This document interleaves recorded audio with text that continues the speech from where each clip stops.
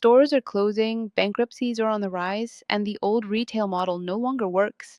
Sabrina Pineda, Live News Today, reporter. The article analyzes the transformation taking place in the U.S. retail sector in 2026, marked by a rise in bankruptcies, widespread store closures, and a move away from the traditional model centered on large networks of physical stores.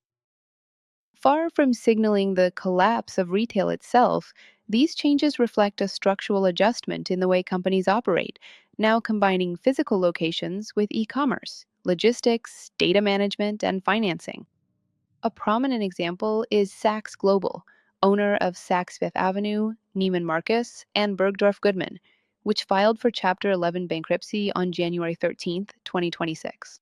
Court records show that the company reported assets and liabilities ranging from $1 to $10 billion, dollars, as well as finance debt of approximately $3.4 billion. Dollars. The filing aims to keep the stores and online platforms operating while the company restructures its finances, illustrating that bankruptcy does not always mean an immediate closure, but rather a process of reorganization.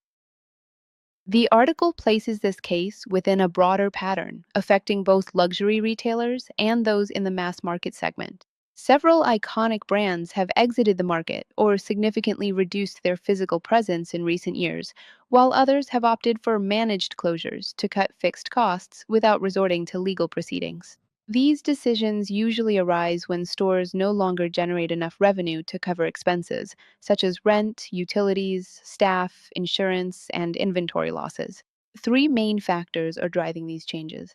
The first is the sustained growth of online shopping, which accounted for approximately 15.8% of total retail sales in the United States during the third quarter of 2025, according to federal data.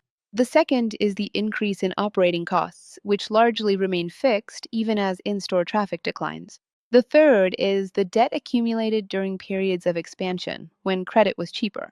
Taken together, these forces are redefining the role of physical stores, favoring smaller and more efficient locations that are integrated into broader commercial networks rather than large standalone footprints.